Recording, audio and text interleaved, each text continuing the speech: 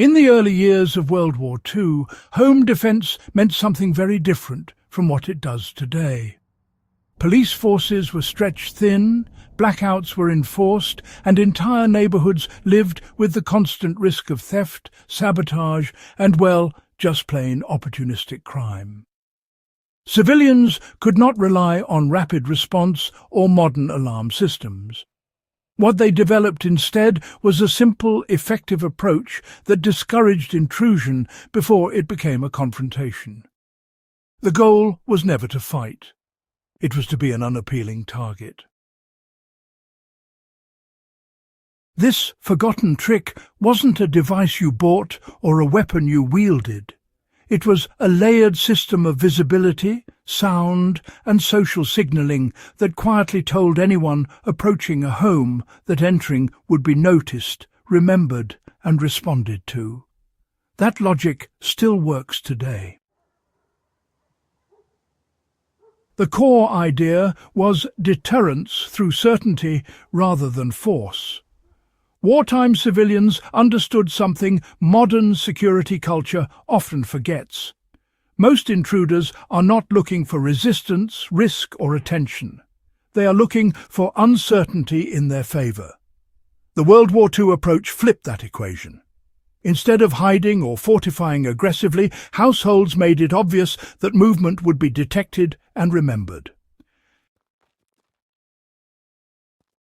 Homes were arranged so that anyone approaching at night created sound.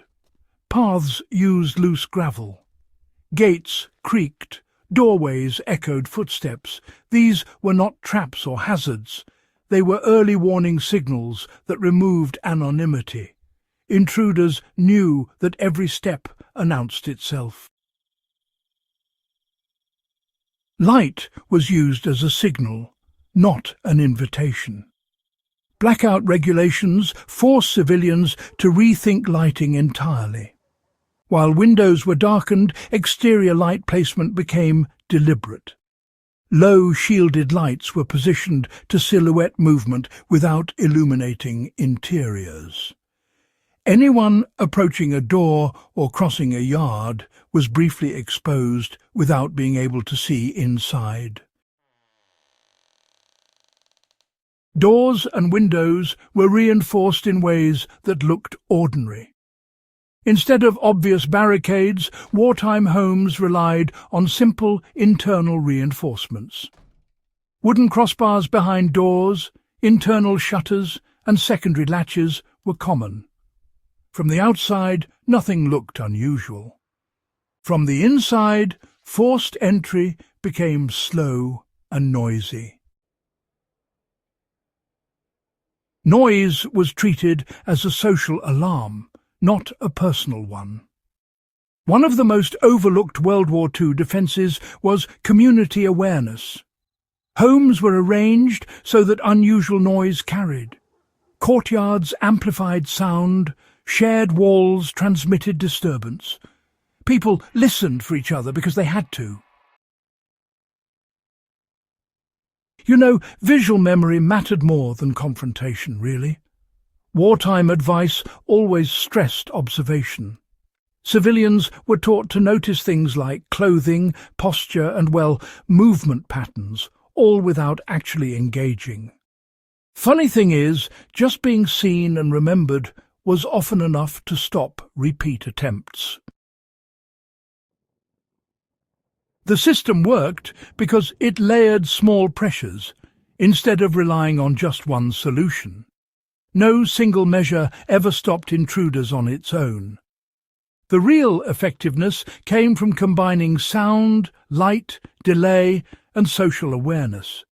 Each element, honestly, increased perceived risk just enough to tip the balance. So, why did this approach fade after the war? Well, as technology advanced, security started to get outsourced to devices and services. The old wartime mindset, focused on environmental design and community awareness, was, gradually replaced by alarms, patrols, and eventually digital surveillance. The lesson that still applies today is pretty clear. Homes are safest when intrusion feels uncertain, noisy, visible, and, slow. That truth hasn't changed since the 1940s.